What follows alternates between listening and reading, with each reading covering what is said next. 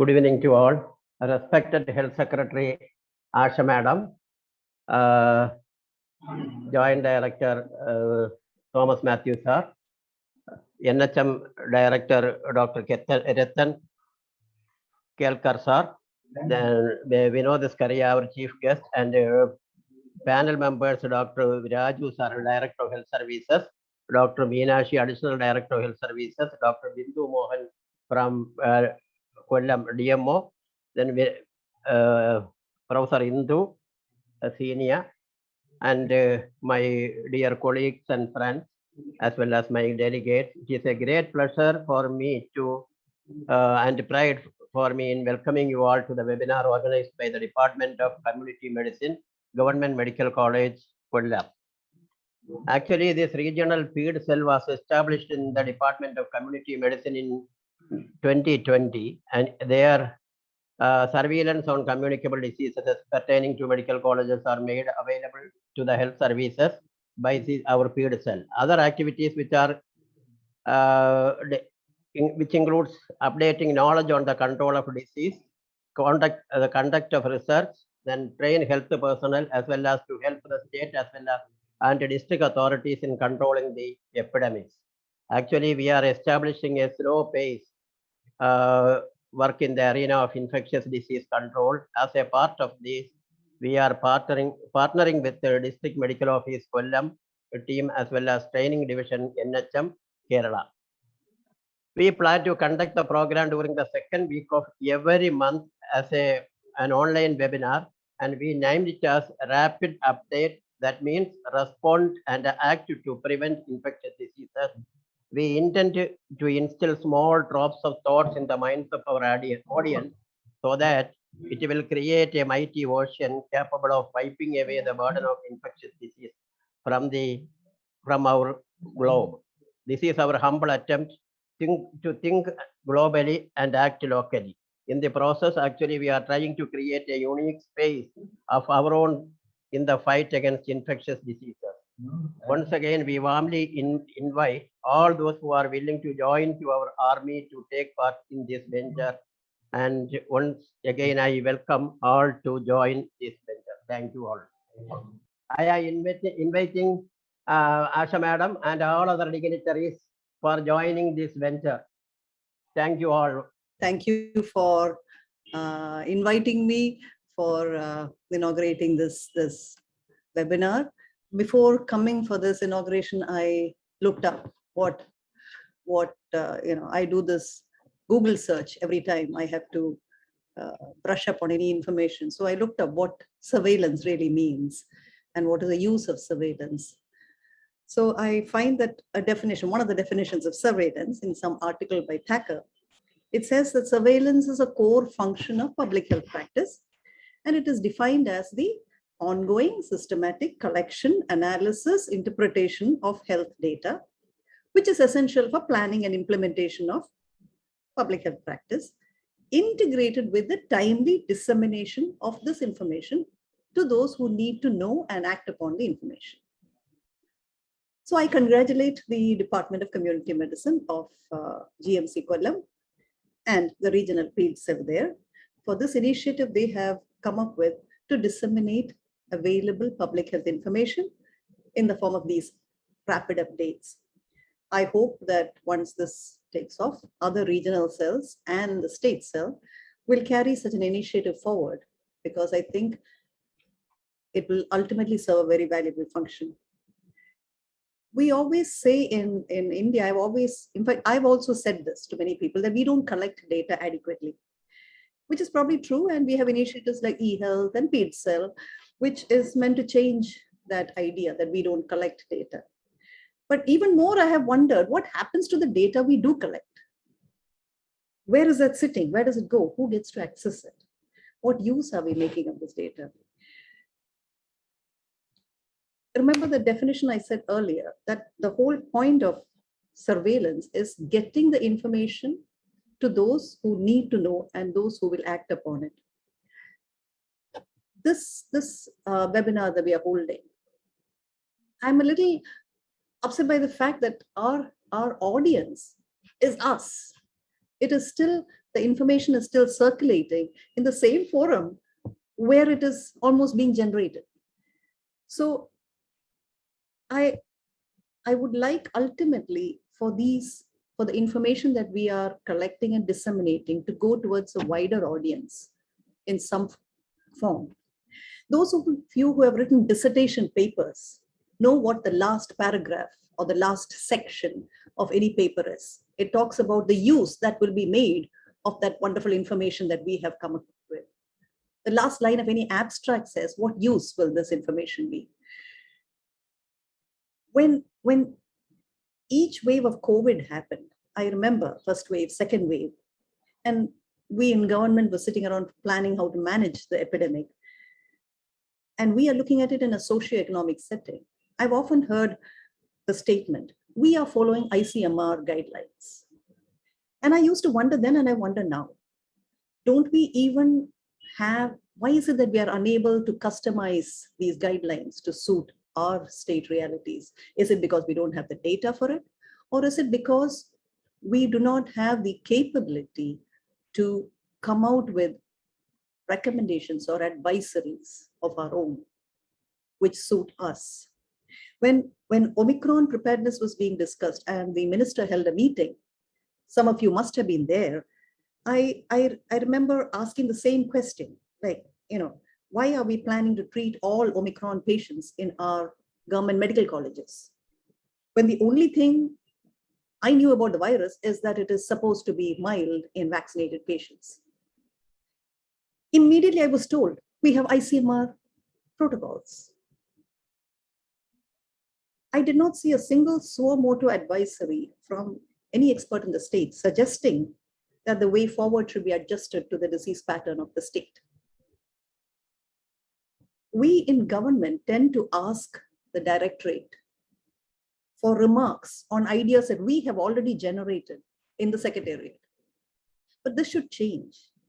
I believe that proactive advisories and recommended action plans should suo motu come from the public health experts and the medical experts of the state. Not because you are asked for it, but because you are the experts, you are the repositories of knowledge for this. I believe that our data, our information should come out in the form of usable advisories. So I am exhorting the PEED cell of Kollam and other PEED cells to ensure that the information that you're disseminating in these updates will always include a recommendation how this can be acted upon in the state. With these words, I'm very happy to once again congratulate the GMC Kollam Community Medicine Department for their excellent initiative. And I wish it all success going forward. And I formally inaugurate this rapid update initiative. Thank you. Madam Dr. Asha Thomas, ACS Medical Education, and my dear colleagues from the Department of Health. It is indeed a very good beginning for the Kollam PEED cell to come out with a webinar of this sort, and with an intention of ensuring that the reliable information is made available to the concerned stakeholders. I think that is what is, to begin with, the very important actionable point, that you provide reliable and good information which can be utilized effectively by the department personnel, not only from the government sector, but also from the private sector in our efforts towards the fight against the various epidemics in our state. And as rightly pointed out by Madam, we need to always have a data which can be acted upon, and a data which is analyzed in a way which is required for our field functionaries to carry forth the various containment measures and the various measures that the surveillance department is looking at doing. And one of the most important points of convergence should be a good coordination between the various stakeholders in the management of the surveillance. It can be data collection, it can be analysis, it can be interpretation, and people who are acting upon this data. a good coordination between various silos which are working in the department, cross-cutting across the various silos. I think that is what is more important. And on this forum, I see we have a good connect with the institutions on the DME side as well as on the DHS side, and also the surveillance wing of the DHS side, which is basically the field functionaries who would be acting upon various directions which the state gives. So in this move forward, a webinar of this sort, and also an effort towards ensuring that the information is disseminated properly, the reliable information is disseminated, analyzed, and passed down to our field functionaries. The actionable points which happens in the district should also be analyzed by the PEAT cell at regular intervals, so that the necessary mid-course correction, if that is needed in the district, can also be taken forth. So what we generally notice here is there are various platforms of data collection. We all know that. But when it comes to implementation, the district should be empowered enough to analyze these information and act upon, as Madam rightly pointed out, in the customized and local formats, which is needed. The actionable point of Kollam may be a little different from what is happening in Trivandrum and in elsewhere as well in other districts. So the intention of the PEAT cell should be like a think tank. PEAT cell is basically a think tank in the district, which will be looking at the various arms of the surveillance, and not only collection of data, but also containment measures, the fight against infectious diseases, how the patterns are changing, what are the kind of interventions, the kind of projections you need to make, and based on the reliable information and analysis, you need to also project what is going to happen in the next 6 months to 1 year, so that we are all geared up in meeting these challenges which are likely to come our way. So and I hope that this PEAT cell will live up to that kind of an expectation of what Madam has told and what I'm right now communicating, so that it will be a good resource for Kollam district to depend upon, and at the state level, from our side, whatever are the kind of support we can give it to the PEAT cell, we'll be more than happy to do that. And I hope that this kind of a webinar series which has been started will be beneficial to everybody concerned. And next time around, I would also request PEAT cell to involve the private sector also in a big way, because they're also equally important stakeholder when it comes to management of communicable diseases. And I'm sure there are various experts who might be very useful for our activities going forward. So having said that, I congratulate the entire team which has worked behind to make it possible. I know it's very difficult to organize a webinar of this sort, especially doing our routine things. And it is definitely a very appreciable effort from the side of everybody who could make it possible. And in whatever way possible, NHM can be part of this. We assure all assistance, and any kind of a technical assistance or any kind of assistance otherwise also, will be more than happy to be part of this initiative. Having said that, I will stop here. We look forward also to our guest speaker, who will be speaking about the most important concept, which is currently doing rounds in everybody's minds. I think we'll be benefited from the talk of Dr. Vinod as well. So looking forward for that. And thank you for this opportunity to be part of this program. And we hope that this will become a big success going forward, and you'll be coming out with reliable topics as we move on. Thank you.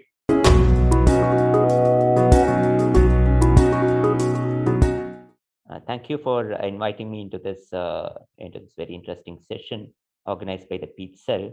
And thank you for Dr. Asha Thomas and Dr. Ratan Kelkar for joining in here.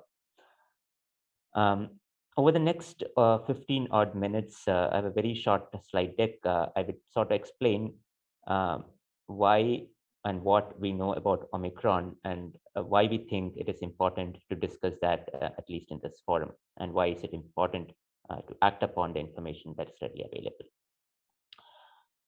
Now, before I start my talk, let me give a brief overview of what is genomic surveillance all about and why we do it, and what is really the basis of doing all of this genomic surveillance. And the concept of this is quite very simple. And the fact is that SARS-CoV-2 mutates at a very constant rate. And this constant rate accumulates approximately one mutation every 10 odd days. And this has been the rate of evolution of SARS-CoV-2, and that largely has been as we look forward. So what happens when the virus mutates? It mutates by accumulating additional mutations on an existing background. So assume that there were just 6 mutations that we're talking about. The virus accumulates in a stepwise fashion over time at a constant rate, additional mutations. Now, this is very, very important to track the virus because it sort of leaves a fingerprint of the virus evident on genome sequencing. And this fingerprint can actually address a lot of questions in terms of where did this virus come from? Did it come from a traveler from abroad? Did it come from across the state? How did it evolve? Or what are the mutations that are recurrently arising in different leaves of this divergence? And third, and more importantly, what are the variant combinations that seem to have emergence? Or emergence are essentially a large number of sequences of a particular type that come up in a particular time point of surveillance. So these three things are really, really important in understanding and also more importantly in preparing to the ongoing evolution of SARS-CoV-2. Now, early during last year, we sort of used the surveillance program across different states in India, mostly the southern states and a very few northern states, where we sort of could understand the fingerprints of the virus and understand the outbreaks that happened in many of these states out here.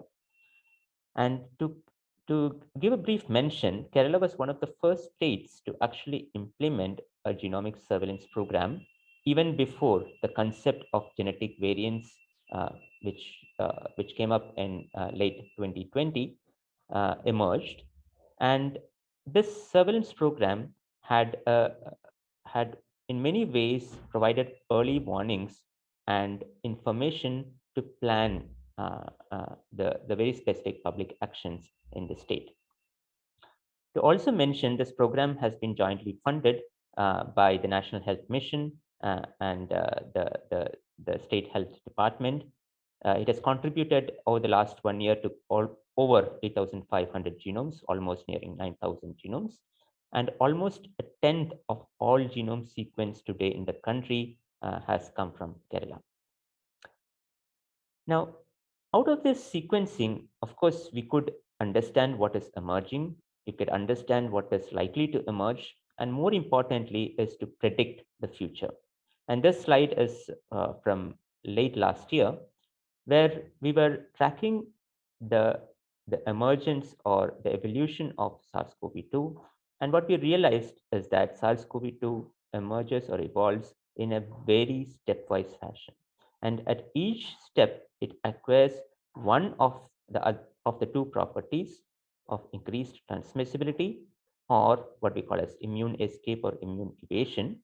And at each step, it acquires one of these properties to sort of traverse this graph. And mid last year, we had Delta, and Delta was indeed one of the most transmissible and one of the most immune escape mutations or variants that is known in SARS-CoV-2. But we were really sure at that point of time that at some point of time, we would have even more immune escape and more transmissible variants of SARS-CoV-2. Now, how do we understand that a particular variant has emerged with these properties? And that is where information tools become very useful. And there are two large resources today we maintain in our lab, probably the only resources of its kind in the world today for systematically collecting evidence on immune escape as well as functional mutations in SARS-CoV-2. And this has been possible by a lot of research that has happened over the last 2 years in trying to understand what are the mutations in SARS-CoV-2 which could cause an increased transmissibility or an increased immune escape. And it was just incidental that late last year, we could also map the mutations on the spike protein of SARS-CoV-2 to also realize the fact that the virus has only a very finite set of possibilities to mutate, because the very facet that it can mutate to escape immune function or immune related antibodies are pretty much the same facet that is uses to latch onto the human receptors. Or in other words, it has an Achilles heel in terms of the number of mutations that are possible, or the kinds of mutations that are possible, which could escape the immune activity without losing its ability to latch onto the human receptors. And this was very critical because this would essentially place the numbers of mutations on SARS-CoV-2 spike protein to a finite number so that you could achieve a balance between immune escape and transmissibility. So late last month rather, when we came across this one particular cluster of SARS-CoV-2, it was not even annotated as a lineage at that point of time. This was a screenshot from around 26th of last month, which had an enormous number of mutations in the spike protein, around 32 of mutations. We were very clear at that point of time because this pretty much overlaps with everything that we know on the spike protein. And indeed, this information resource was very useful in going ahead and sort of putting across the evidence that this is something that needs to be looked up in very great detail. And just to give a fact that this has been in many ways unprecedented in the history of SARS-CoV-2 research, because this lineage was annotated with just 7 genomes. Typically, lineages are assigned with hundreds of genomes, but this was assigned with just 7 genomes, one of it coming from South Africa, a few of them coming from across the world, from Hong Kong and from Europe, and of course, one from Botswana. So what really caused this particular lineage to be assigned and immediately annotated as something as of concern was largely because it has an enormously large number of mutations. And more importantly, it did not have any close lineage anytime in the past at least 1 year. Now, as you see here, this cluster of genomes that is marked in here in red was not diverged or did not diverge out from any of the lineages that we know in the recent past, whether it is alpha, beta, kappa, delta, or mu, but it had a very, very ancestral origin from sometime in 2020 with no intermediaries or no intermediate genomes in here. So that was really perplexing. And the other perplexing question was, why did a virus accumulate so many of mutations, many of them which did have enormous functional implications in terms of immune escape. So if you really map these mutations, the 32 odd mutations onto the spike protein, what you could immediately predict just from the information that is available is that it would practically escape almost all antibodies, monoclonal antibodies that we know. It could have an increased cell entry and increased transmissibility just because of the structural changes that it could take forward by the mutations. Now, in an unprecedented fashion, WHO took to it and annotated this as a variant of concern without any experimental evidence. And this is also something that was unprecedented because typically a variant is annotated first as a variant of interest and then wait for that experimental data to come up to annotate as a variant of concern. Even for Delta, which created the last wave in India, this was the regular practice. Delta was annotated as a lineage when 120 genomes were deposited, was annotated as a variant of concern almost 3 to 4 weeks after the annotation of the lineage. Now, this was really unprecedented in the terms that in 3 days, the lineage was assigned. In another 2 days, it was assigned as a variant of concern. So in many ways, this is pretty much real-time genomic surveillance and real-time use of information and evidence and on the fly to actually warn the world of what is really going to happen. Now, what do we know about SARS-CoV-2 variant Omicron in Gauteng? Gauteng is a province in South Africa where this was first recognized in an outbreak in a university campus. Just to keep in reference, these are the waves from the past. The past wave in South Africa around 6 months ago was because of Delta. And before that, they had another lineage or a variant of concern called Beta. Alpha did not really create much of a havoc in South Africa. And the ancestral strain was the first which created the first peak in South Africa. Now, there was a significant increase in the number of cases, in the test positivity, in the hospital admissions, and of course, the later or the delayed factors like the death and excess deaths also seem to follow the same curve. Just to also keep in mind is that the x-axis on, or rather the y-axis on this particular chart is in the log orders, not in a linear scale. Also to make it much simplified to explain, because pretty much virus evolves on a logarithmic scale. So in summary, with the evidence that we have, what do we know about it? We are looking at an extremely highly transmissible virus. And transmissibility of this virus in either the terms of growth advantage, in terms of what we call as the effective reproduction rate, is something that has been not seen previously for any one of the lineages that we know, whether it is alpha, beta, delta, or mu. Yeah, the virus is extremely high on immune escape, and as we know today, it pretty much can evade every single monoclonal antibody that is in clinical practice or in investigation. And it can avoid antibodies raised in the sera of practically all vaccines that we know today, with, of course, exceptions of augmented antibodies with booster doses. Now, this has important implications in public health.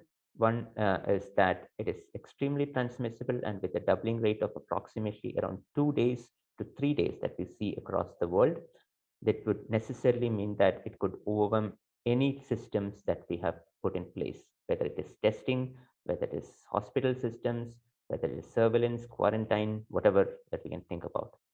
In terms of the immune escape, it would also mean that a significant large majority of the people who have got vaccines and we think were protected from symptomatic infections could now be added to the susceptibility pool.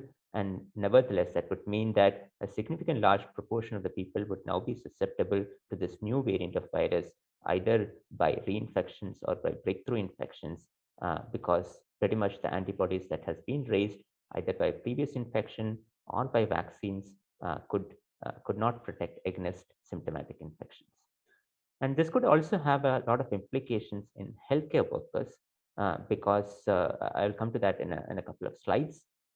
Also in a peculiar situation in India, because healthcare workers were one of the earliest to actually receive vaccine doses, and the antibody levels have been waning significantly over the last 1 year. Now, the systematic growth advantage has been seen practically in every place that has seen large numbers of the virus. Most of the large data has come from South Africa, which has a very strong surveillance program, and also from the United Kingdom and Denmark, and very recently from Germany. And as you see here, in almost all territories that we have observed Omicron, it has an extremely large growth advantage and a doubling time of approximately anything from 1.5 to 3.5 days, with a median of around 2 days. Now, what's really the problem of a highly transmissible virus? The problem of the highly transmissible virus is that it could infect an enormously large number of people in a short period of time. Now, just to put this into perspective, you could put the susceptible population under a curve, and the curve could be flattened or shortened depending upon the public health measures. And now assume that the curve is shorter. The only way the curve can move is to move up. Or in other words, whatever parameter that you're going to take up about infections, or whether it's hospitalizations or it's going to death, it's going to happen in a very short period of time where there is no leg room for action. So in other words, essentially, first, what it's going to saturate is the testing capacity. That's what we see today in South Africa. And as you see here in the earlier curve that I showed, the testing capacity of South Africa has far been overwhelmed. The TPR rates are close to around 50%. And even for the mightiest of the testing capacities established across in the world today, even for the UK, the testing capacity is almost near break-even state. So that necessarily means that at some point of time, early in the wave, once the testing capacity is broken, then numbers don't really mean anything. The second obvious question is about the hospital beds and the triaging and the equipments and of course the people to man these equipments, especially when you have a very short period of a wave. The healthcare workers during each period of time is critical, because if they go down first, then pretty much there is no hospital capacity, no beds, or practically nothing to really worry about. Now, what do we really know about the immune escape properties? There are around 12 studies as of date, and almost all the 12 studies suggest a significant immune escape compared to both Delta or compared to the ancestral strains of the virus. Now, practically in a public health perspective, that would mean that a significant large number of people would have breakthrough infections, even if they have completed 2 doses of vaccines.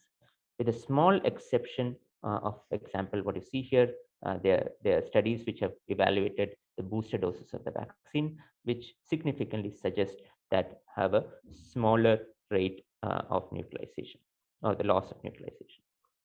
So in other words, that would necessarily mean that a small proportion of people who could have who could access boosters would relatively be protected against symptomatic infection to Omicron.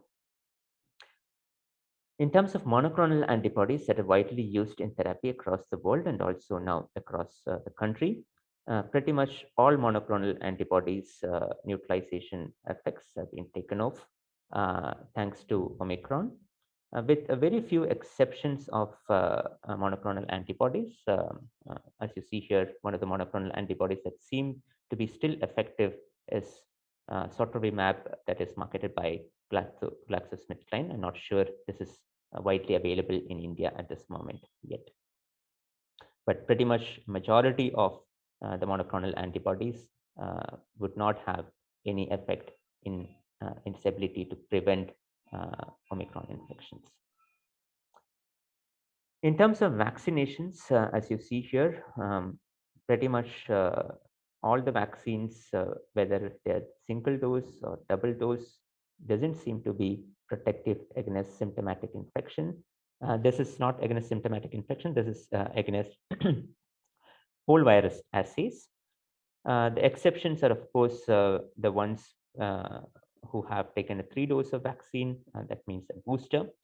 But pretty much whether you're convalescent or whether you have 2 doses of AstraZeneca, I put this very specifically because this is one of the few ones which have studied AstraZeneca in detail, does not seem to have provided protection against the Omicron variant. And the protection offered is much, much lower compared to all the other variants that we know as of date. The other interesting information that has just emerged is the fact that the virus seems to have a much higher replication rate in the bronchus compared to the lung. And this also clinically corroborates with one of the earliest findings that the patients have a much higher viral load and also contributes to increased transmissibility and a much lower rate of pulmonary involvement, at least from the early data that comes out of South Africa and from the UK. So this has 2 implications, one in the implications in the transmissibility, and the implication is in the disease severity. The jury is still not out on disease severity because of cognitive biases that could be that could be possible in looking at the severe cases. But at least in a week's time, we hope to get very solid data from the UK Health Security Agency in terms of how much does really Omicron compare to Delta in terms of disease severity.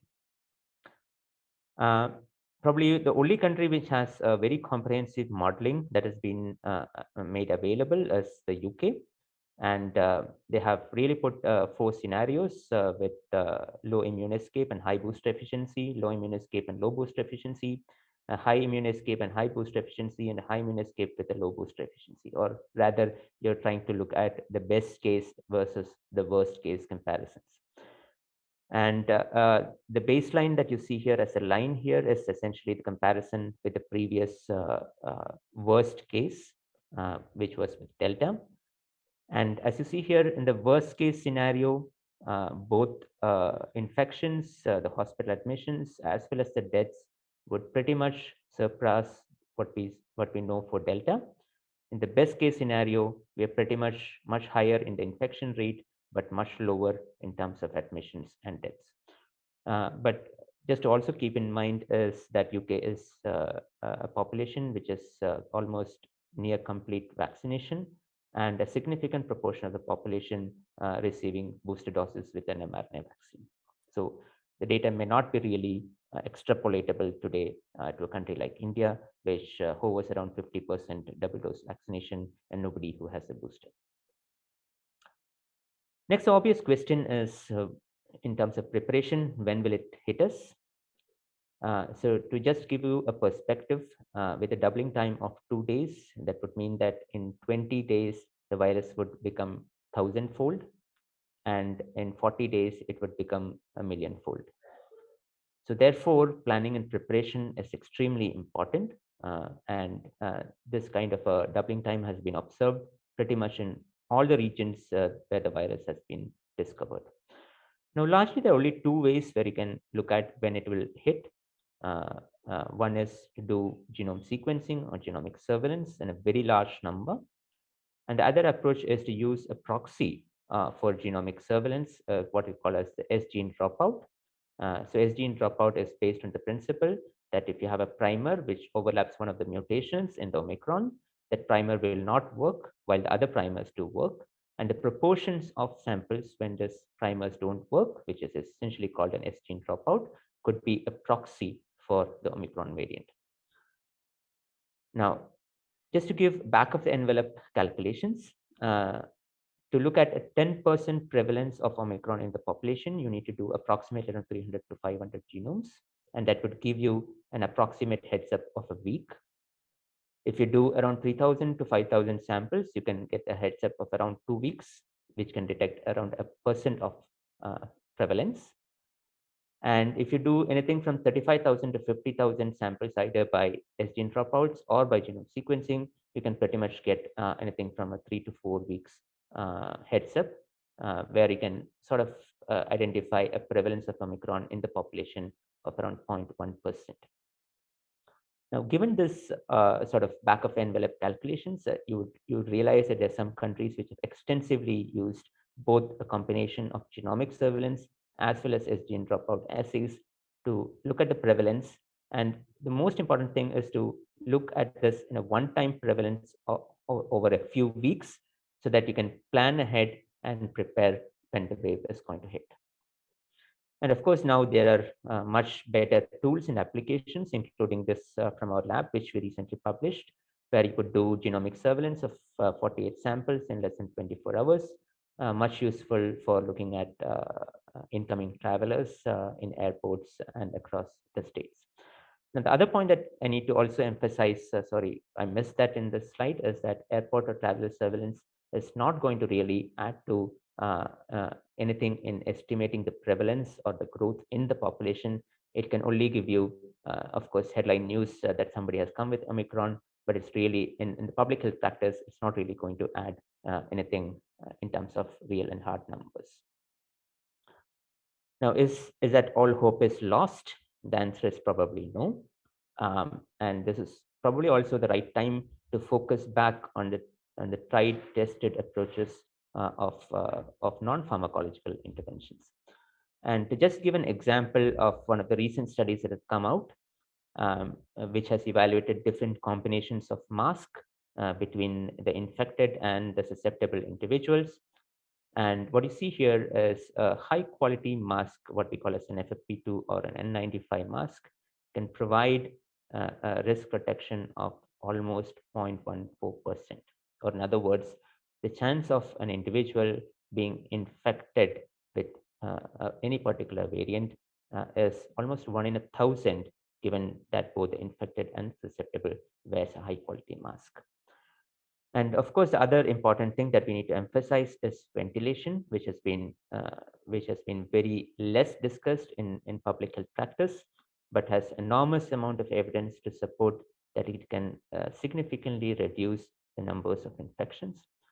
And of course, what is really well suggested across in literature is distancing and avoiding crowds. So it's not to suggest that vaccines are not important. Vaccines are indeed important to decrease the symptomatic, not to reduce the symptomatic infections, but probably to reduce the severe disease and death. But even more important in a highly vaccinated population, like for example in Kerala, the most important emphasis would be to adhere to high quality mask, or rather upgrade to high quality mask, improve ventilation, not just in offices, but also in all places which are likely to see a large footfall, and of course strengthen the other measures of non-pharmacological interventions, including avoiding crowds and keeping social distance. I think I'll stop there and take questions. Thank you very much. Just to get a hit at the anti-vaxxers, it's probably their time to become the control group. Thank you very much.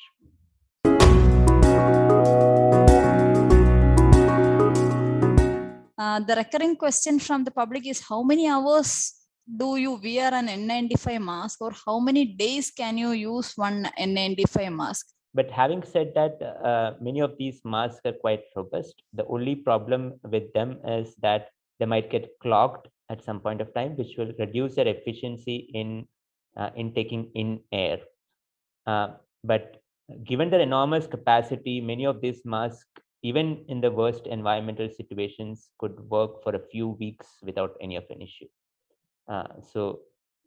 Yeah. The other thing that we need to keep in mind is that while we use an N94 and an FFP2 mask, these are essentially based on layers of what you call material which have charged surfaces. So any attempt to discharge that particular charge, either by washing or by putting it in water or a solvent, could significantly diminish its ability to filter particles. So as long as they are intact masks, they have an enormous life, 2 to 3 weeks, much safely. So the next question is, any role for booster dose of Covishield or Covaxin? Yeah, very controversial question. So I'll rather answer in two different ways, right? I would answer it on a clinician perspective, having trained as a clinician. And I'll also ask it in a public health perspective, in terms of a larger good or larger goal. So if you're an individual who have a higher than normal risk of severe disease or death, like for example, immunocompromised individuals, people with immunosuppression, higher age group, where even infection by itself is detrimental to normal livelihood or normal life, boosters are enormously useful because there is enormous amount of evidence to suggest that boosters are effective.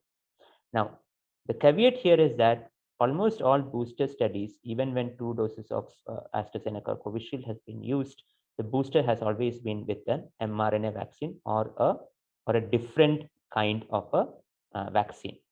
Now, there are reasons to this, and the scientific reason to this is that when you use an adenovirus vector backbone, additional dosages of the same backbone is not going to add much value in terms of the immunity gained, because the body is pretty much going to recognize the adenovirus backbone and not the spike protein, which is an incidental component in this. So as long as you have a policy of mix and match vaccines, that is what the evidence suggests, a mix and match vaccine is much more efficient. Now, having said that, the only mix and match vaccine today that is possible, at least in large scale in the country, is the whole virion vaccine, which is the Covaxin. Now, there is not much of evidence on Covaxin in terms of how much does it elicit immune response. I mean, forget the double dose, triple dose, there is absolutely no information whatsoever. So I think at this point in time, the real question is, it's not whether do you need boosters. Yes, the answer is you need boosters for a small subset of individuals as on a clinical perspective. But in a public health perspective, the real question is, for a large scale implementation of boosters, we do not have any evidence whatsoever. And rather, we do not have the leeway to use mRNA vaccines because none of them have been approved in the country. There are few questions, but in between there is a suggestion from our Additional Chief Secretary, Madam. There was a suggestion in the beginning that we might still have our health facilities overwhelmed because of the numbers of cases. Are you assuming that the Omicron cases will not be handleable with home isolation or CFLTC management? Do you anticipate hospitalization in numbers similar to the second COVID wave? Or is there any data from any other country to support that? Yeah, so in terms of the hospitalization, there is nothing, even in the recent UK HSA report that came in yesterday, to suggest that Omicron is any less severe than Delta in any way. Looking at the hospitalization rates, even in UK, looks like hospitalization is imminent. The real point that you need to also keep in mind is that even at 1/10 the hospitalization rate of Delta, given the extremely large transmissibility, you might have as many, if not more, number of cases in the hospital at a given point in time, right? In the total number under the curve, yes, the total numbers might still be less, but the point is almost all of these individuals are going to come within a few weeks compared to a few months if you flatten the curve. So that is really what needs to be kept in mind. The hospitalization rate, even if it is 1/10 of that of Delta, the transmissibility advantage compared to Delta for Omicron would essentially mean that at any point of time, there is going to be a large number of people who would require hospital care. So that's what we need to be planned and be prepared for. So the next question is, can S-gene dropout be seen in all RT-PCR samples of Omicron cases? There was a news about a subvariant with S-gene present in the RT-PCR. Yeah, so that's an interesting question. So S-gene dropout is just an incidental or a workaround for looking at Omicron. Okay. Now, S-gene dropout is not very specific for Omicron. Some subvariants of Delta can also cause S-gene dropout because they have mutations in that particular primer site. Now, given Omicron, now Omicron is largely classified into two lineages. One is called BA1, which includes what we know as Omicron largely, and BA2, which is a small sublineage which mostly comes out of Canada from a few samples from Australia and from South Africa. Now, BA2 lineage at this moment is extremely small. I would imagine just around half a dozen genomes or a dozen genomes available compared to a few thousand genomes available for BA1. So in terms of public health practice, S-gene dropout is still an effective surrogate. I'll not say it's a very sensitive and specific tool, but a useful surrogate to look at Omicron variant.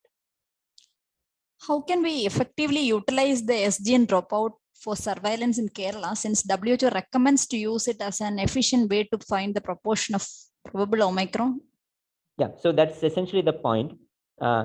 So S-gene dropout, nevertheless, is a useful workaround in the sense that it can be used for diagnosis of COVID, especially in places where COVID cases are still quite large in number, and also use this additional property that the S primers don't work to establish the background prevalence of Omicron.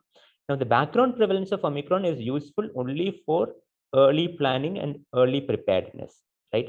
When it reaches 10% or 20%, there's no more point in using S-gene dropout, because at a doubling rate of say 2 days, in a week's time, you're going to get 100% of Omicron. So the surveillance and planning is useful, as I said, to anticipate whether we have 2 weeks to prepare or we just have 1 week to prepare, right? So it's only valid for the period in time when, say, for example, you reach up to around 5 to 10% prevalence, because the moment you have reached 5 to 10% prevalence, you pretty much know what is going to happen over the next 2 weeks. Sir, is there any difference in presenting symptoms of Omicron other than with other variants? See, largely speaking, it is very difficult to compare between variants because of the fact that over the last 1 year, different populations have either got infected and therefore become immune and therefore much less severe symptoms, or has got vaccinated and therefore are likely to develop much less severe symptoms. So adjustment in terms of, or comparison in terms of disease severity across variants might not be really possible. Now, having said that, the added disadvantage that we might have with Omicron, especially in a place like Kerala, is that when a significant proportion of people have got double dose of vaccines, and within that subset of people, a significant number of people have also got a previous infection, roughly translating to 3 doses of the virus, right? It is very likely that Omicron infections are going to be as symptomatic or extremely mildly symptomatic. And the problem with a mild symptomatic or asymptomatic infection is that people will never reach to hospitals or never reach out to test themselves. Now, that would necessarily mean that until you have a very large proportion of people in the population, right, you will never ever catch that you had Omicron in the population. And the moment you have catched Omicron in the population, it's too late for any action. So that is really the issue that you might have in Kerala compared to many other places across the world. Do vaccinate? Divya, I think next, I think Asha Madam's, there were 2 parts to the question. Second was that like Omicron, since most of the cases are mild, can they be managed in home isolation or CFLTC?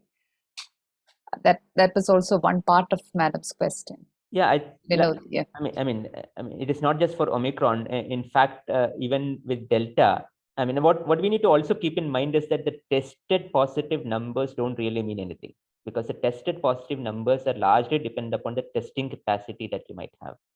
Now, given the situation of UK, looks like with an enormous number of tested positive cases, only very small numbers would require hospitalization and critical care. So given that proportions, you might also expect that for a place like Kerala, because the background vaccination rate is quite high, you could expect a significant large number of individuals to be, to have self-limiting disease, which may not require even institutional care. But having said that, the point that I'm still trying to come to is that given a population, say for example, Kerala would be around 33 million population, 33 million people getting infected in say 4 to 6 weeks would mean that even 1 in 1,000 individual who would require a hospital care will not be able to access care at that point of time, because hospital care is always limited in numbers, right? So my point is not to say that it is mild. Yes, it is indeed mild, but even with a mild disease, an enormous number of people getting infected in a short period of time will put stress on the hospitals. Do vaccinated individuals add to development of more mutants? That is one question. In fact, no. Until Omicron, practically vaccination did have significant protection against symptomatic infections, as well as a significant reduction in the duration of infection. And duration of infection still holds true for Omicron. Now, the mutation rate of a virus is essentially dependent upon the duration of infection in the human body, because mutation is introduced not by the virus, but by the human system. Virus cannot replicate by itself. It uses the human cells to replicate. So the human cells replication system introduces errors, and this is the errors that the vaccine or the virus takes forward. So a net reduction in the duration of infection or the number of infection by vaccines actually significantly reduces the possibility of the virus accumulating enormous large number of mutations. And that's also why you also see enormous number of mutations coming up in immunocompromised individuals who would have a much prolonged duration of infection. Does recent symptomatic infection protect from reinfection with Omicron compared to the vaccination immunity? Yeah, at least early data from UK suggests so. Very recent vaccination and very recent infection, hybrid immunity can protect to some extent. These are not absolute values; these are all relative values. to something around 4x compared to individuals who have not. So there is indeed some protection for recently vaccinated and recently infected individuals. So I think this question is there any difference in symptoms or severity compared to Delta variant? It's already answered. None that we can establish at this point in time. Probably a couple of weeks more, the UK surveillance will be able to address that question. If at all an outbreak occurs, what proportion will progress to critical illness? That also we need to. Yeah, so I mean, this is very difficult to compare because the background vaccination rates and the background infection rates and the recency of infection are different at different parts of the world. The best where we can compare is something that we can see from, for example, the UK, which roughly has the vaccination rate that we have in Kerala, and also had gone through 4 recent waves. This is the 5th wave. So yeah, roughly one could estimate, given the projections that I've shown before from the London School, approximately 1 in 200 to 1 in 300 individuals would require hospitalization. But that is still enormously large. Is this a mark of end of pandemic, since Omicron can cause only mild disease and could go finally endemic? Yeah, so that's a very interesting question, and there's a lot of things to ponder about it. I mean, I can look at it in 2 different ways.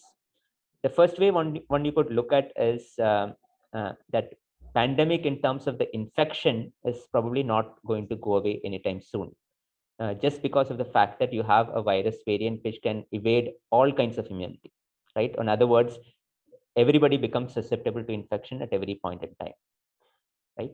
So in terms of infection, this would necessarily mean that this is going to be going to live with us forever, right? Now, in terms of severity of disease and death, assume that a particular variant can infect everybody in a population in a very short period of time, necessarily means that everybody would get infection, and therefore infection protects you from severe disease and death. So in terms of severe disease and death, yes, probably this is going to be the last, hopefully, wave. But in terms of infections, probably not the last wave. We will probably see more and more variants as we go across. Now, point to keep here in mind is that even infections per se are not really something that we can discount, because there is significant cost to infections in a population, especially when it happens in a wave over a very short period of time.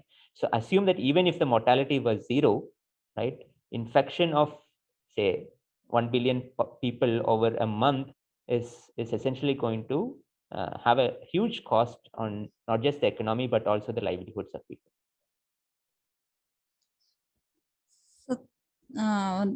Looking at the global level, there are reported super spreader events in Denmark, US, Cornell, etc. Especially Christmas parties. At this outset, what public health measures or advisory would you suggest to be given to the population in the state? Yeah, I sort of mentioned that in the last slide. If possible, avoid crowds or congregations. If it is unavoidable, of course, have it in a ventilated place.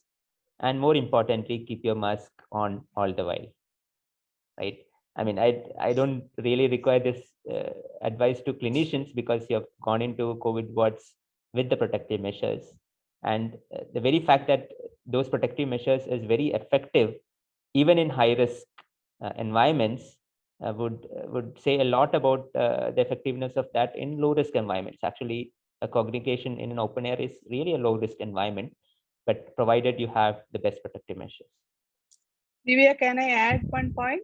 Yes, ma'am, please go ahead. I don't know whether it was the right question to you, but why I asked that question is that we have to have a discussion about it. Because even with Omicron coming to Kerala, we have not started advising people. That is what I feel. The very effective thing, because in Kerala, we know that when it starts, it will go on increasing like anything, right, because of the transmissibility also. So it is time that strong messages to be passed on to the population. Absolutely. So I just wanted to put in that point. That is why, because I know that for you, talking about the advisory and all that, may not be a correct question to you. But I think we should start thinking about it, and the more than the Delta, even though it is less symptomatic and less severe diseases, but it can produce even load on the hospitals also. So I think, yeah, that is why this question is asked. Thank you. Thank you, madam. Thank That's a message to the healthcare team, the Kerala health team who are watching that presentation. So next question is, sir, can't we decelerate the spread if we hike our vaccination rates rapidly?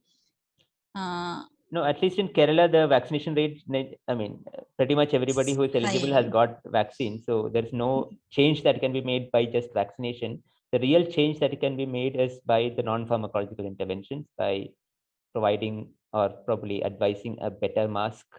And more importantly, ventilation is something that has never been emphasized in any of the public health communications, not just in Kerala, probably nowhere. How about the people who with 2 doses of vaccine and had an infection of Delta variant? Doesn't that they are somewhat similar to people with a booster dose? Any Yes. data on that? Yes, they are somewhat similar with people with a booster dose, especially if the infection has been very recent or the vaccine doses have been very recent. I did put across one such slide. So the protection is very similar to a booster dose. Yes. It is said that the march and retreat of the Omicron variant and pandemic may die down. Do you have any such postulation? Yeah, so the postulation is not that Omicron will take over Delta altogether. Probably it is going to be a combination of Omicron and Delta that is going to continue running in the population because of the very fact that you could have a variant with immune escape property means that every 6 months the virus could now reinfect individuals. And cycles of reinfection would necessarily mean that you will now have a basal level of infections probably recurring every season. So it is not going to die away anytime soon. COVID is going to live with us probably for the foreseeable future. Next is a question from Arvind sir. At the center level, is there any plan for introducing RT-PCR kit with S-gene probe? Without that, SGTF cannot be used as a surrogate in Kerala. I cannot comment about the central plans, but what I can say is that there are kits with SGTF available today in the market. Some of them are quite old and very well validated and very well studied, right? Don't we need a focus on vaccine equity globally and advocate strongly for that? At least at this point, when we have evidence to say that nobody is safe until everyone is safe. And that's absolutely true. And nobody can live safely until everybody is vaccinated. And it's really sad that even for the high-risk groups in Africa, like healthcare workers and frontline workers, the vaccination rate is an abysmal 2%. So until we as a community, as humankind can vaccinate every single individual in the world, I mean, variants are going to emerge wherever there is no vaccination. So yes. Next is a question from our DHS sir.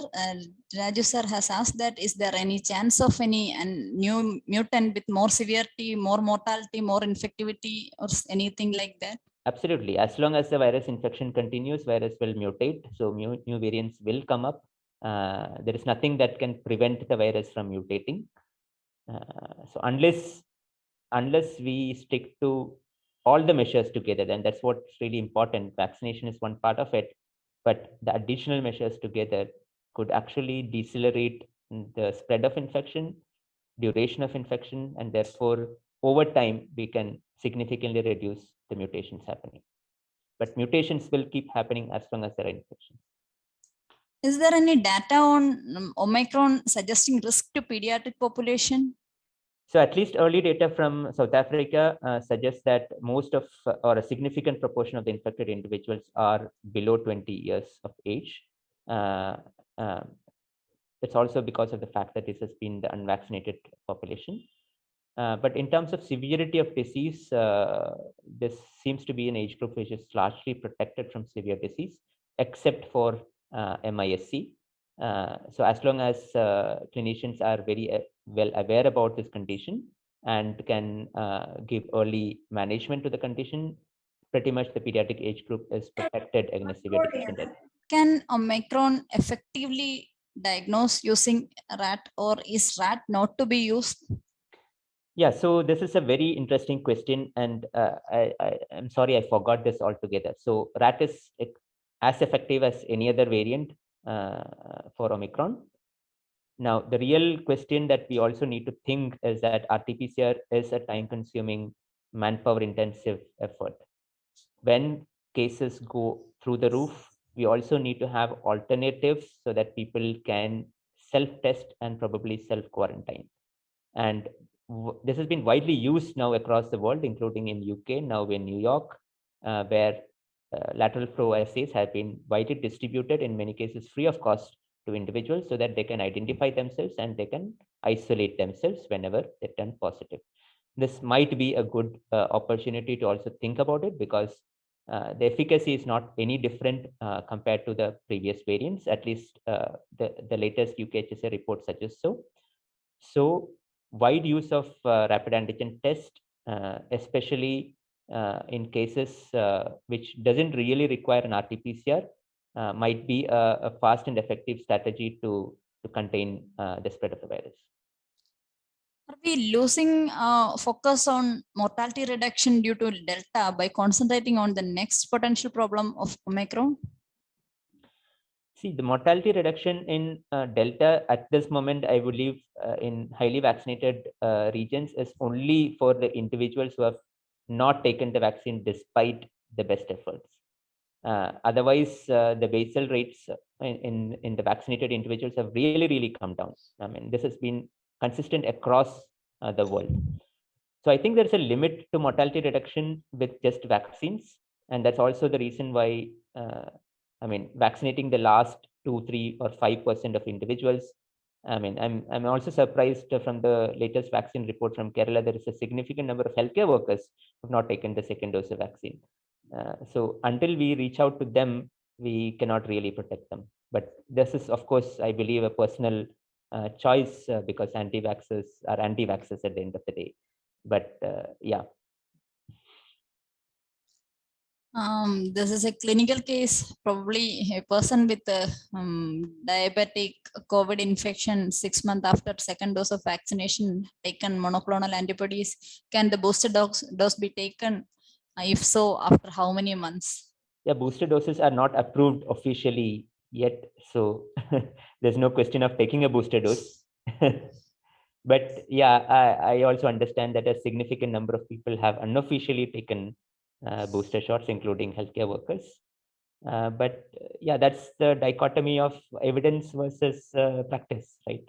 Like regarding your query, ma'am, there were two aspects to it. One is the hospitalization rate, which Vinod says even if the severity proportion is less, being a heavily populated and with the current rates of transmission, if you're extrapolating that data to Kerala, if it all happens in a small span of time, the overwhelming is there. He also talked about healthcare workers. Like if there is an outbreak among them who are already vaccinated, then that issue is also there because they have not received the boosters. But then your question regarding the initial lot, or the less symptomatic, the milder ones, Omicron, because within a few days the situation might change and naturally we might expect more cases of this itself. So can they remain at home? Do we have to take them to larger hospitals? Because in the weeks to come, there is a need for actually the deserving ones to be brought to the hospital. I think that was the point. I think we know that was the data which Madam was seeking. Yeah, so so in terms of, I mean, institutional isolation of Omicron is probably not a valid or scientifically backed reasoning altogether, because it's just going to put enormous stress on the system, which doesn't require to take that stress. I mean, in fact, I would say that Omicron is actually spreading in not just Kerala, but across the country. I mean, you should not be surprised that there are a significant number of asymptomatic individuals or mildly symptomatic individuals already carrying Omicron in the population. We should not really worry about them. what we should really worry about is essentially to take care of people who end up in the hospital who require clinical care. I mean, provision of that resources is what's really more important. We cannot really prevent the spread of Omicron altogether. It's probably too late, and we can do too little. But having said that, public health measures, even if we implement today, is going to go a big way in slowing down the spread of the infections. There is one more question, sir. We have been, that is from Chandini madam, we have been doing sequencing for last several months. What should be our strategy now? SGN dropout going for, or should go for sequencing? See, an SGN dropout being sequenced is not going to add any value, right? What we should do is to sequence more from the community so that we have some basic idea of what is the proportion of Omicrons in the population, whether it's 1 in 1,000, whether it's 1 in 100, or whether it's 1 in 10. Now, to get that proportion, the different numbers that you require is also very different. So to get a 1% population frequency, you need to sequence around 3,000 to 5,000 odd cases of RT-PCR positive, not SGTF positive. Now, we should not really use SGTF as a screen to sequencing, because if it is SGTF positive, it's very likely Omicron. There's no point in sequencing to confirm and sort of diverse out the resources. We should use both of them in parallel because SGTF can be used much larger numbers, because RT-PCRs are much larger in number compared to sequencing. But these are, both of them are complementary strategies and not exclusive to each other. How can I approach a genome sequencing center? The question is from a microbiologist from Government General Hospital, Puducherry. We are having several audience from who are outside Kerala.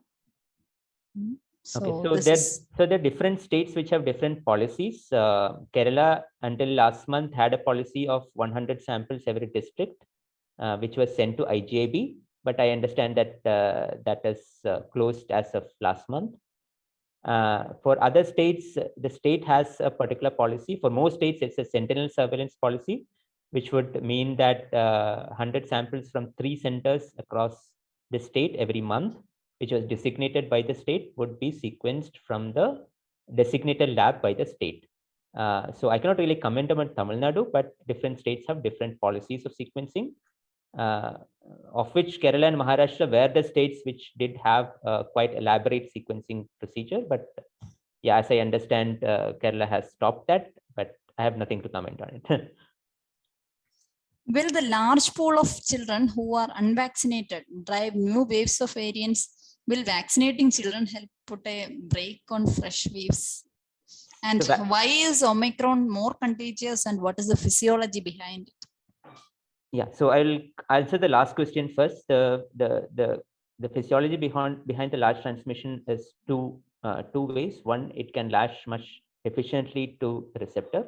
Second, it can produce very large numbers of virus in the respiratory tract, therefore the transmissibility. And third, it can evade the immune population and therefore make it susceptible. In other words, increase the susceptibility pool of the population. So all three together is what contributes to the doubling rate or the growth advantage. Now, in terms of children, we should also not be assuming that vaccination is the only way forward. Vaccination is indeed going to change a lot of things, but provided we do not have a policy, national policy yet to vaccinate children, and we also assume that a significant large number of children are already been infected. Of course, there's no data to support that either. In a scientific perspective, vaccinating children is indeed useful because that will prevent infections from happening, prevent the spread from happening. Also because early data from South Africa suggests that a significant number of individuals who are infected are in the less than 20 age group. So scientifically, there is evidence to suggest why we should vaccinate children. But of course, vaccination as a policy is also dependent upon the national policy. So we have international travelers with the selected countries that are more focused. But we know that it's already within the country, as you rightly pointed out, and those countries which are actually not listed are also having Omicron. So what should be the strategy now? Should we be doing more COVID appropriate behavior and as we have been doing, get some samples from across and do the sequencing and see what is the spread of the infection? Yeah, my opinion and personal opinion on this is that sequencing traveler sample is actually a waste of resources altogether, because it's not going to add any value in public health measures. I mean, just to give an anecdotal example from the past, early to mid last year, we were happily swabbing and sequencing travelers from many countries for Alpha, because Alpha was one of the first variant of concern which was out there. And the fact was that right here in the back door of Delhi, there was a state which had almost 80% prevalence of Alpha, and the state was half the size of UK, right? Which did not have any restrictions for people to come into the state or go out of the state. So we should always believe and try to prove that the variant is already there in the population and it is probably spreading in the population. And we should do a public policy aimed at understanding how much is the prevalence and how are you going to prepare for the wave. At this point in time, swabbing people and quarantining people and putting all the effort on travelers is probably not going to make any difference, because, I mean, as you would have heard from the news, there are over 100 individuals tested positive for Omicron. And the fact is that less than half of it are actually travelers. A significant large majority of them are contacts, right? Now, contacts within the 2 weeks would have grown to a significant large proportion. Right? We should stop worrying about travelers and we should focus about people who are carrying Omicron within the country. I think the use of vaccine or the effect of vaccine in Omicron, it is the same as in case of Delta, right? That is not to prevent infection, but to prevent progression to severe disease. So the infection may be very high, and as the transmissibility is more, but it prevents the severe disease. So similarly, in Delta, we have seen that even those vaccinated with comorbidities, the mortality was more than in the other vaccinated people. So such sort of a change, can that occur in Omicron also? We don't know yet. At least from the 2 weeks of Omicron in UK, where it is spreading significantly large numbers, severe disease and death seems to be a extremely small proportion of cases, right? So that is also because probably that UK was a population which had a very good vaccination rate, a very good rate of booster doses, and 4 rounds of infection that has happened over the last 4 waves of infection. So it's really not easy to compare between UK and, for example, Kerala, or between UK and India. But yeah, largely speaking, individuals who have been vaccinated are protected against severe disease and death. They used to be protected to a significant extent against symptomatic disease against the previous variants of concern. But that, I think it was a very informative and good discussion. Almost all the participants had given their queries on the chat box, and Vinod Karia sir had already answered every queries to the questions very effectively. I think most of the doubts regarding the Omicron and the management regarding this Omicron is also addressed by the sir.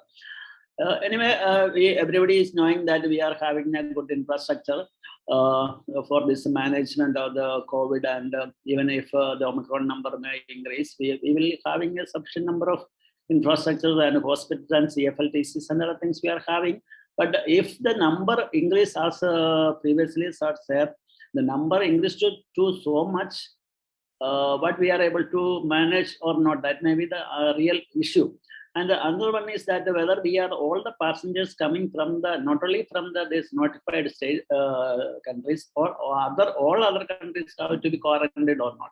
That is another question. If we know that we are advised to self-quarantine, but most of the passengers coming from the foreign countries not listed are not observing their self-quarantine. That's we are facing another problem also. And to increase the vaccination drive and other things is, and on the other hand, we are reaching our higher end, but few of the dropouts were there. We have to find out these dropouts and to give the vaccination. Whether this vaccination is very effective to control the spread of the Omicron or not, that is not sure. Whether giving a vaccination to all the 100% vaccination will prevent this spread of the Omicron or not. That is to be addressed also. If it can prevent or reduce the number of spread, that will be good. And anyway, we are trying to get the maximum coverage to vaccination. And over the next 2 days, we are on the vaccination drive to complete our vaccination and other things.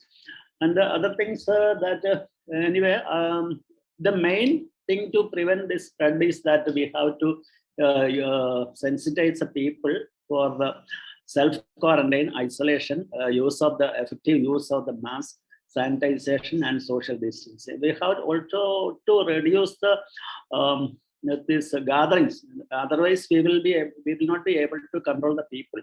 I think we have to give some advisories regarding the gathering. Nowadays, in the view of this new emergence of the new variant Omicron, as we have given some relaxation to the most of the mall and auditoriums, cinema halls, everything is functioning now. We are not able to make sure that whether the 50% or the other peoples are entering or not. Anyway, all the theaters are open, malls are open, and shopping centers are open, and most of the places we are going, most of the crowds are not observing our guidelines for the social distancing, mask, sanitization, and not all things are not happening in such a good way as previously it was happening. And in all this crisis, we have to ensure that what we are advised previously during our initial phases of the COVID, we had given strict instruction to the people, and people was in the figure so that they had observed everything. But now they are not in the figure that they know. I think they know what is going to happen, and the state will have the responsibility to get the treatment and other things. That is another thing. So people are not in a fear regarding this COVID, and if they know that the number of mortalities that can be happened due to this.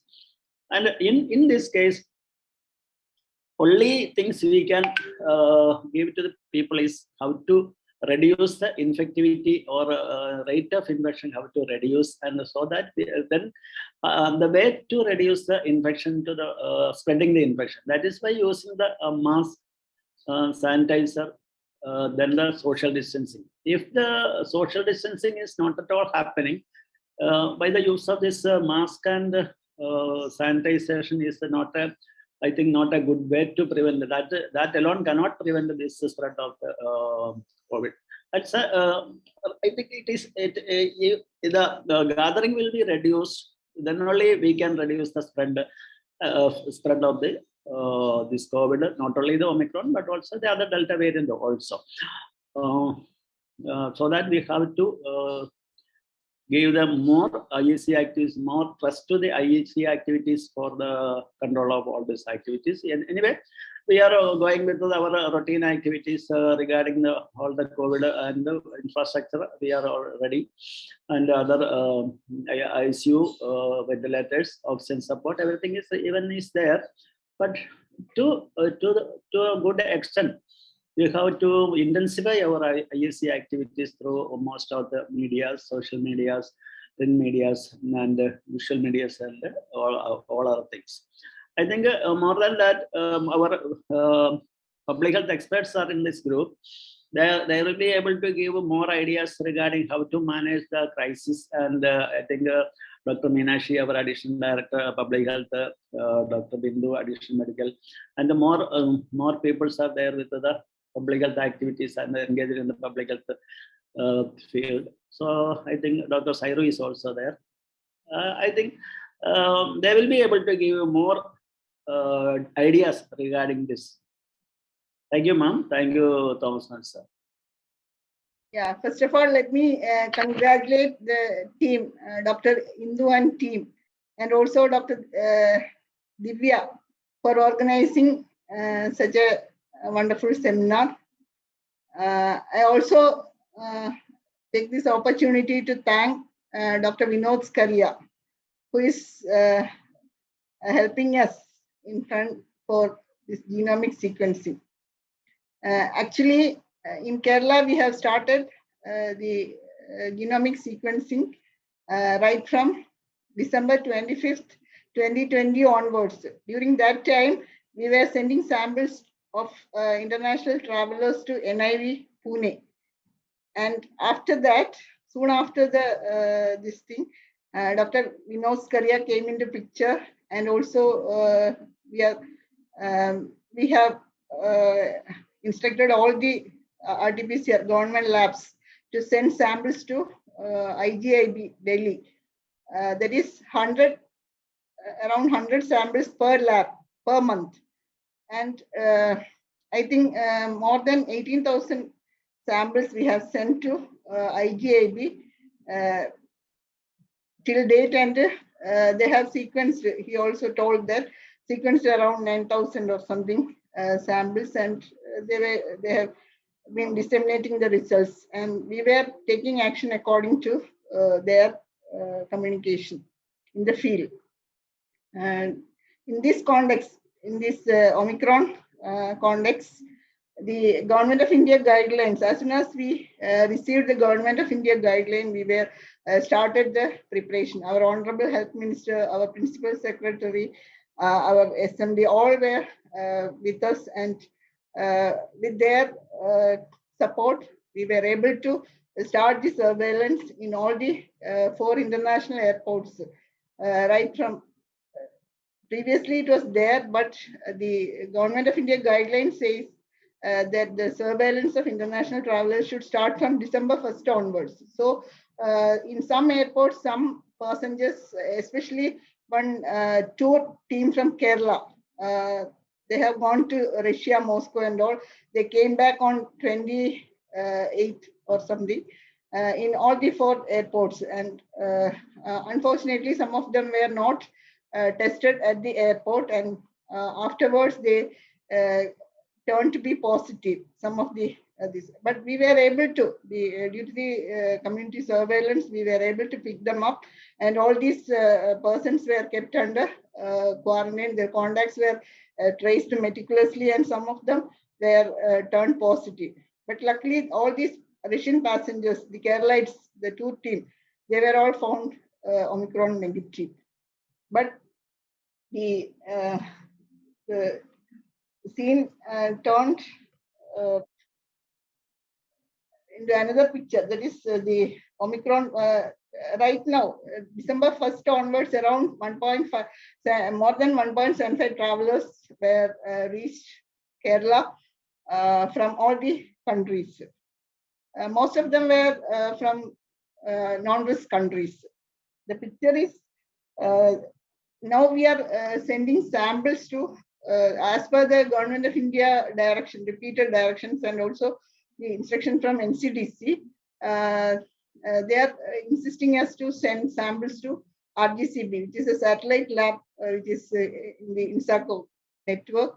And we were asked to send samples to RGCB, and accordingly, we have started sending samples of all international travelers from the airport to RGCB.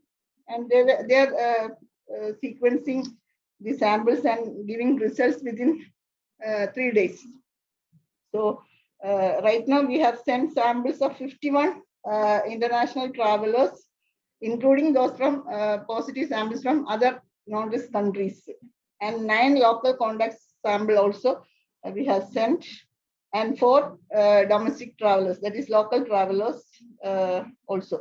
So altogether 64 samples we have sent, and 58 they have sequenced, and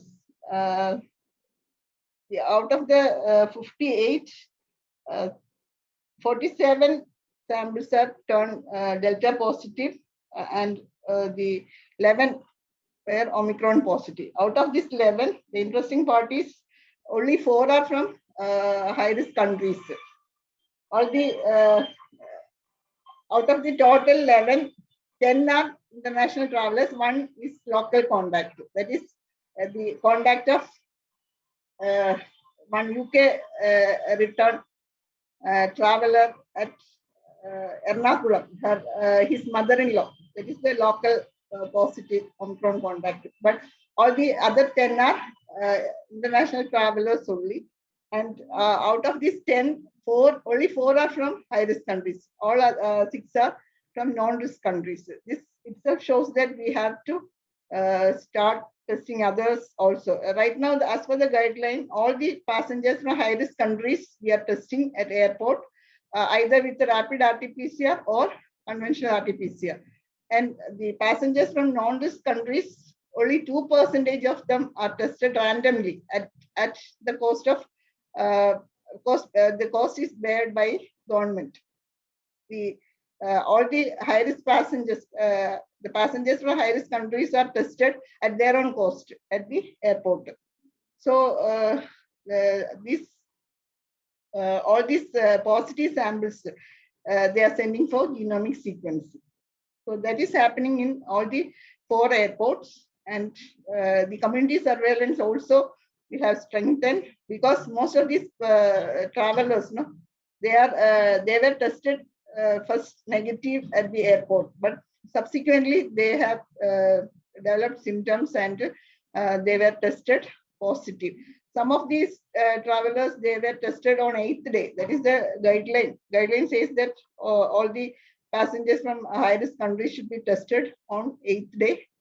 And some of them have turned positive on 8th day. So we have, and also we are, all the passengers, positive passengers from these high-risk countries, they are in treatment at institution. That is separate isolation, separate treatment facilities we have identified in all the 4 airport districts, in government sector, and also in some private hospitals also there.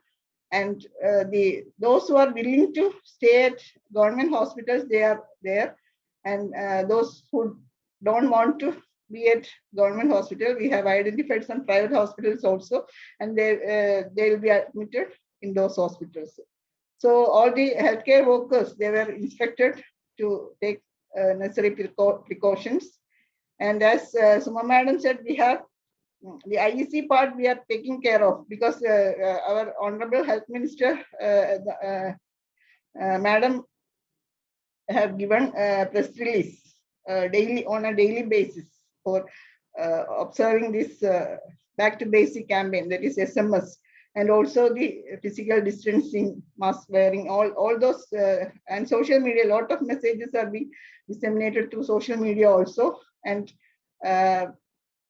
the FM radio campaigns also we are planning to do, and radio talks also we are giving, and all those IEC, but it has to be reached to the grassroots level, that I admit. And we have still the window of opportunities there to disseminate the message. And that is the mask, wearing of mask is the only, I believe. And also all those who are under the passengers from non-risk countries, they are advised to be on self-monitoring for 14 days.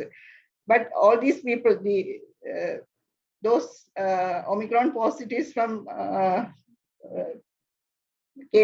Congo, the first one at Ernakulam, he has visited so many places, hospital, mall, and that sorts of self-monitoring is happening, but that is a concern, and the public, they have to they have to behave the social responsibility according to the they should be socially responsible for their behavior, and also that will prevent the spread to others. The surveillance part, we have testing facilities are there, and also the genomic sequencing facility also we have identified, and we are doing that. In addition to the international passengers samples, we are sending 11. We have identified 11 labs for sending sentinel samples. That is 15 samples for 15 days. For 15 days, that is monthly 30 samples will be sent from these 11 labs. In addition to that, the random samples, that is the samples from clusters, and also reinfections, then breakthrough infection sample.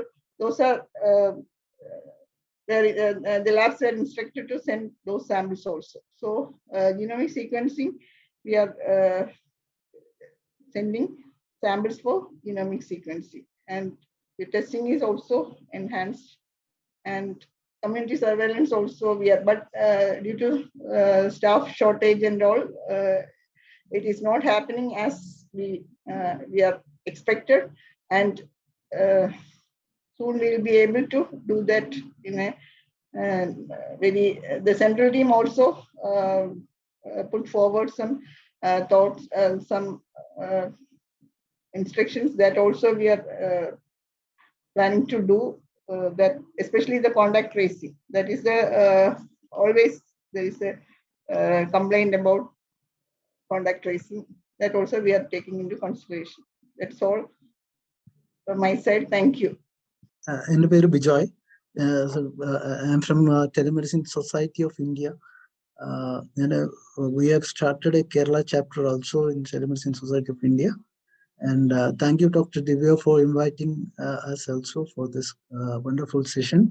I appreciate the team behind this, and we are also wish to participate with other programs coming up with the next programs. And I appreciate the Rapid Cell Department of Community Medicine and Kollam District Medical Office, Kollam, for conducting this wonderful session. And the next session onwards, we would also like to be a part of it from Telemedicine Society of India. And we have a national chapter. Telemedicine Society of India is a body formed headquartered in Sanjay Gandhi Postgraduate Institute of Medical Science, Lucknow. And we have all over India presence now. Doctors from all over India are also part of Telemedicine Society. So that's it. Just we would like to be part of it. Thank you, and I appreciate the program. To continue the thread from Dr. Vinodskari and Dr. Meenakshi, it seems that it's high time to shift. The virus the Omicron variant doesn't seem to go by guidelines, and it's high time to shift the camera lenses from the airports, the travelers, out to the community where ultimate action has to happen. And probably if you look at, because we're not only dealing with Omicron, whatever the 5% positivity with Delta. And I mean, among the returnees also, like if you go by the percentage, as Dr. Meenakshi mentioned, when it's 10 plus out of 50 plus samples, it becomes 20%. And more than half us from elsewhere, the so-called non-risk and out in the community. From local contacts means they live with us. We have taken samples of 50 and we have several hundreds and probably by now thousands amongst us. So it is all, we have to look around. So we have to tell people. As we know, we are not dealing with not just Omicron, it's Delta as well. If you look at the pattern evolving in the UK and other European countries, the Omicron wave is coming upon Delta. It's not receding. One wave coming over the other.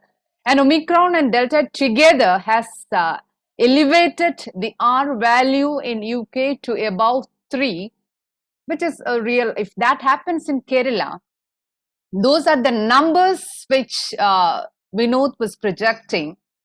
And that is a concern in public health. That's a concern in clinical practice. That is a concern in critical care.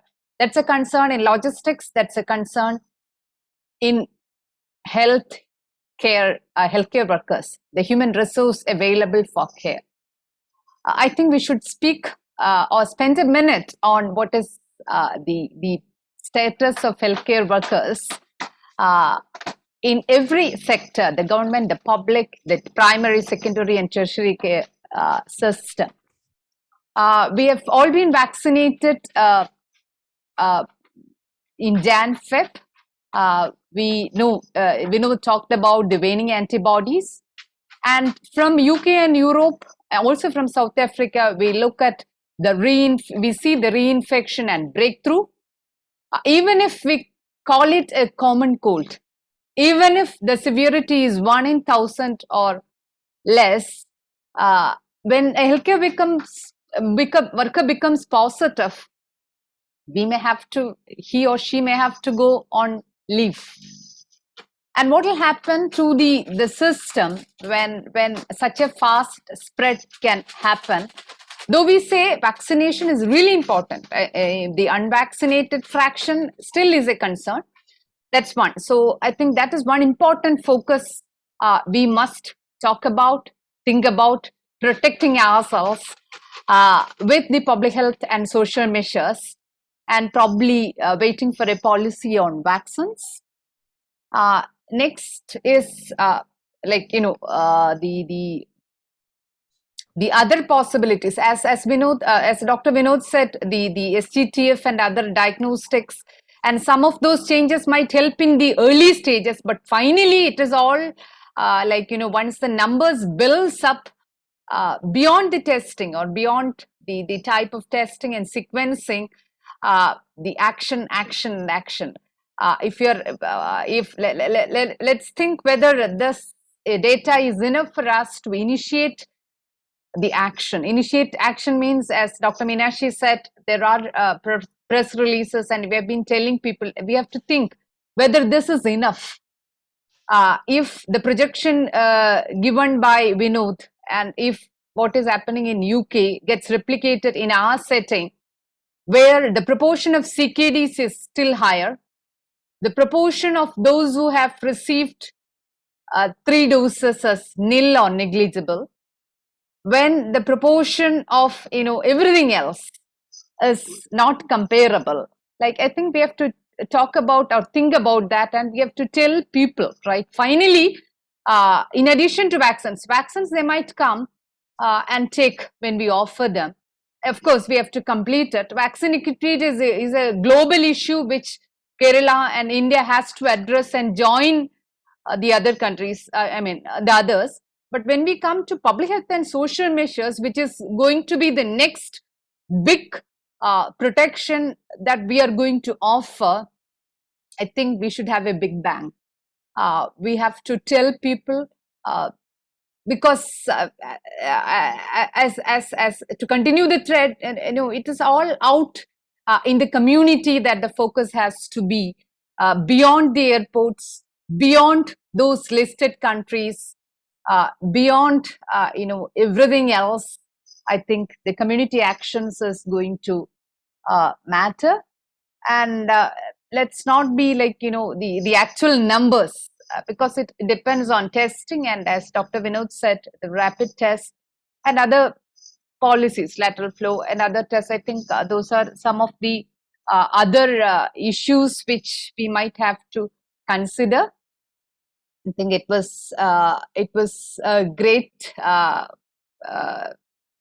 job done by the Divya. Dr. Senior is also there. Senior is our regional peds cell coordinator. So it is not. It's actually a joint dialogue kind of initiative, which we hope to continue. Dr. Vinod, thank you very much. Actually, in a very short notice, because there was a lot of pressure, and looking at the data from elsewhere, with the available epidemiologic skills and our, the ways we can interpret the R value and other, the kind, because during audits based on appeals are happening now. The comorbidity is a real issue in Kerala.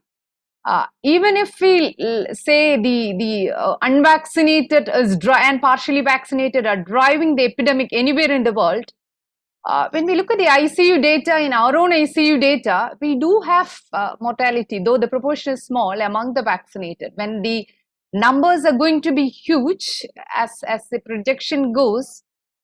We have to anticipate it now. I don't think there is any more time for us to wait to act from the public health side.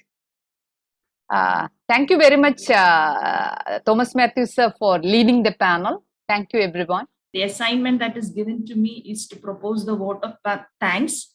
And I'm speaking on behalf of the team of Rapid Updates, which is not just the Department of Community Medicine Regional Peds Cell, but the District Medical Office of Kollam and the NHM team, the training division. You've seen that Divya has managed beautifully the show. So it is a joint venture from the three of us, and we hope to sustain the program every month. So all that is spoken as acknowledgement and gratitude is from behalf of all the three of us. First of all, I'd like to thank Dr. Asha Thomas, Madam.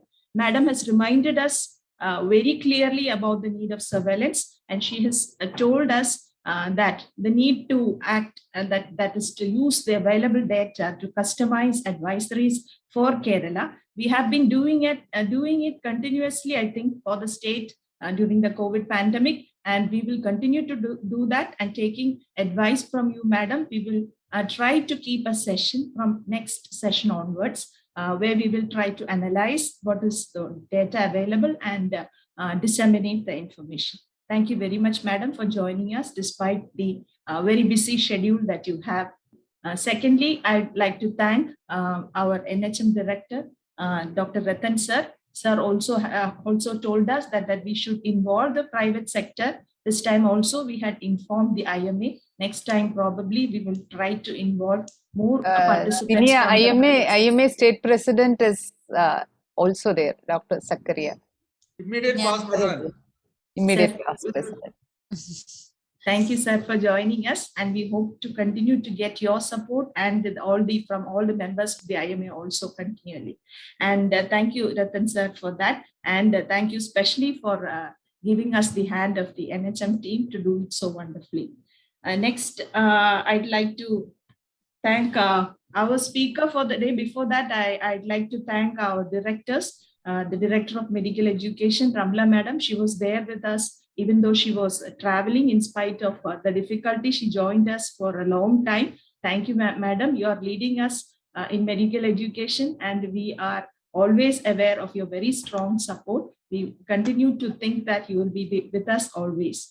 Then I'd like to thank the Director of Health Services, Sir Raju sir. Sir has told us the actions that are being taken at the ground level. Sir said that the vaccination is on very rapidly, but sir also reminded that the role of the public is very important to reinforce on our health is our responsibility. Perhaps we have to get on the message, and unless and until the public takes on this message, we will not achieve what is the desired objective. I also like to thank Dr. Thomas Matthews sir. In fact, Thomas Matthews sir is also part of the organization. Indu Madam has been constantly in contact with sir, and sir, I think, did not say many things. In fact, he was giving the venue for others to speak. Thank you very much, sir, and we hope and we know that we will have your continued support for the programs that are coming. Next, I'd like to thank our speaker, especially our speaker, Vinod Skaria sir. As Thomas Matthews sir said rightly, the Omicron man, I would like to change that to the genomics man of India. Ever since genomic sequencing, we have actually come to know regarding genomic sequencing and what is genomic sequencing. Even in today's presentation, he said in a very simple way, and he has been the backbone of genomic sequencing for Kerala, for at least during the COVID pandemic. And thank you very much, sir, for enlightening us and telling us that our need, because warning us of the possibility of the overwhelming our system, and the need for testing, strengthening our testing capacity, the need for equipping our hospitals beds and equipments, and moreover the need to see that we may go to a situation where we will face an HR crisis, and that it's high time that we think and plan for something that is coming ahead of us. Thank you very much. We enjoyed your presentation thoroughly. The slides were superb, and you also helped us with all the answering all the queries that that were on the chat box. And I think that nobody else on the platform could have answered this as effectively as you have done. Thank you for sparing your very valuable time with us in spite of your very busy schedule. Thank you once again from the depths of our hearts. Next, I'd like to thank Meenakshi Madam. Meenakshi Madam has always been a very good friend of ours, and Madam has actually put down what is happening with regard to the surveillance of Omicron in the state. And as Indu Madam said, that if you calculate from the figures that Madam has said, that roughly 20% of what has been positive is Omicron. And that is something we need to think of. And Madam also told us what we were eagerly waiting for, that the community surveillance is already on, and the labs have been given the directions to do the sentinel surveillance, which is very good. And I hope that in the days to come, we will get results from that and be able to take actions based on that. Thank you very much, Meenakshi Madam, for sparing your valuable time with us and giving us this information. Then I think Dr. Bindu Madam was not able to be, she was not able to join us, but again, acknowledging her, like it's now formally thanking her is not appropriate, but we acknowledge the support and partnership that she has rendered. And hopefully in the coming days, we'll be able to, or the next sessions, we will be able to partner with the DFMO to give effective communications to the health medical officers and the field workers during the next sessions. Thank you, Bindu Madam. Also, Sandhya Madam, the DSO of Kollam Medical College. We have been working together during the COVID pandemic. And thank you, Madam, for joining us. And we will continue to work together. Then from our side, the team has been led by our dear principal, Abdul Rashid sir. Sir is also he's a very friendly person, very approachable person. We are fortunate to have him as our principal, because we don't have, he in fact is like a friend and very approachable person. Thank you very much, sir, for being a very strong support to us. Indu Madam is the backbone of the program. And that if I say a word of acknowledgement, it would be not be right on my part, but still I would say that she has been our leader. She inspires us continuously, the brain behind this program, and she gives us the confidence that we can do such things and gives us the freedom to engage in multiple tasks, even though we are a small team there at GMC Kollam, along with Indu Madam.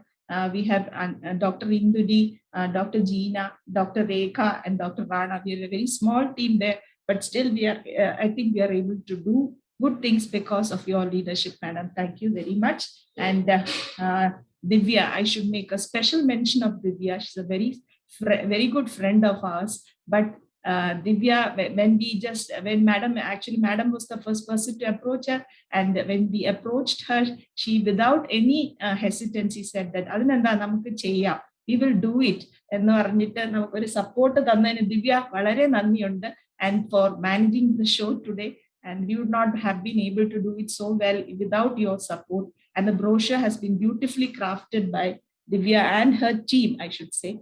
Thank you very much from the bottom of our hearts. And last but not the least, I would like to thank the participants. There have been more than 160 participants at different points of time. At this point, even at this late point, we have half the participants there. And each of you very important in the health sector, passing on information to each other, sharing information is our motto. And let's grow towards a world we can tackle infectious disease. So each of you very important. Please join us again and again. And before I hand on, I think the last word of goodbye and a good night will be from Divya. But let me just make a call to each one of you to join us in the continuous and support us continuously in our endeavors every month. Hopefully, we will be able to make it better each passing month. Thank you very much.